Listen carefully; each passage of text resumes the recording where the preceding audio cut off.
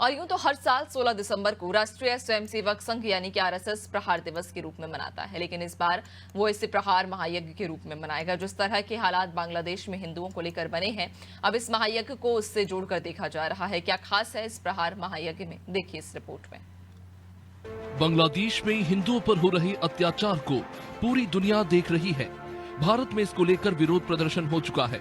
इस बीच अब आरएसएस 16 दिसंबर को प्रहार महायज्ञ करने जा रही है।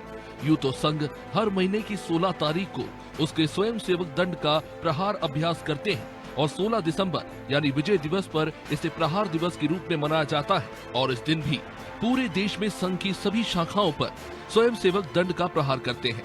लेकिन बांग्लादेश में जिस तरह से हिंदुओं को टारगेट किया गया, उसे देखते हुए राष्ट्रीय स्वयंसेवक संघ बड़े स्तर पर इसे मनाने जा रहा है। इसके लिए हर एक शाखा के लिए लक्ष्य भी तय किया गया है, जिसका डेटा नागपुर स्थित कार्यालय भेजा जाएगा। सामान्यतः 16 दिसंबर को संघ प्रहार दिवस के रूप में इन दिनों हम संपन्न करने लगे हैं। अब कई बार लगता होगा कि केवल वर्ष में 365 दिन में क्या एक ही दिन है। दैनंदिन शाखा में हम रोज नित्य प्रति प्रहार का अभ्यास करते हैं, लेकिन 16 दिसंबर को हमने इसलिए अंगीकार किया है प्रहार दिवस के रूप में क्योंकि ये ऐतिहासिक रूप से भी हमारे शक्ति प्रदर्शन का एक बड़ा दिवस है।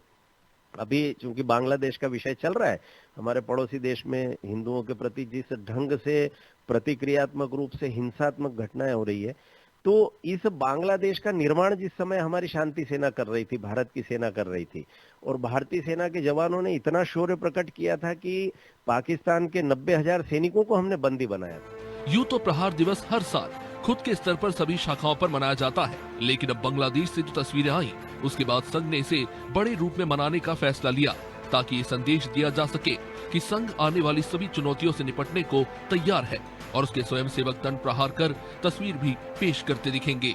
तो हमारी भारतीय सेना के सामने जब 90,000 पाकिस्तान के सैनिक सरेंडर करते हैं, उनको गिरफ्तार किया जाता है, उनके शस्त्र जब्त किए जाते हैं, मुझे लगता है कि ये भारतीय युद्ध इतिहास का सबसे ऐतिहासिक घटनाक्रम है और उसी को शक्ति का प्रतीक बना करके हम लोग प्रहार दिवस मनाते हैं। चलिए अब आपको ये बताते हैं कि आखिर प्रहार दिवस मनाने की परंपरा कैसे शुरू हुई। तो जान लें, 1971 के भारत पाकिस्तान युद्ध में 16 दिसंबर को भारत को विजय मिली। 93,000 सैनिकों को भारतीय सैनिकों ने सशस्त्र आत्मसमर्पण के लिए मजबूर किया था। इस लड़ाई में कई भारतीय सैनिक भी शहीद हुए थे। उन्हीं शहीद सैनिकों के सम्मान में संघ विजय दिवस के रूप में प्रहार दिवस का आयोजन करता है। लेकिन अब बांग्लादेश में बने हालात को देखते हुए संघ प्रहार महायज्ञ का आयोजन करेगी। इसके लिए वो संदेश देगी कि अगर भारत में कोई विपत्ति आए तो सबसे पहले स्वयंसेवक हाथ में दंड लिए खड़े नजर आएंगे। ब्यूरो रिपोर्ट, अनादि टीवी।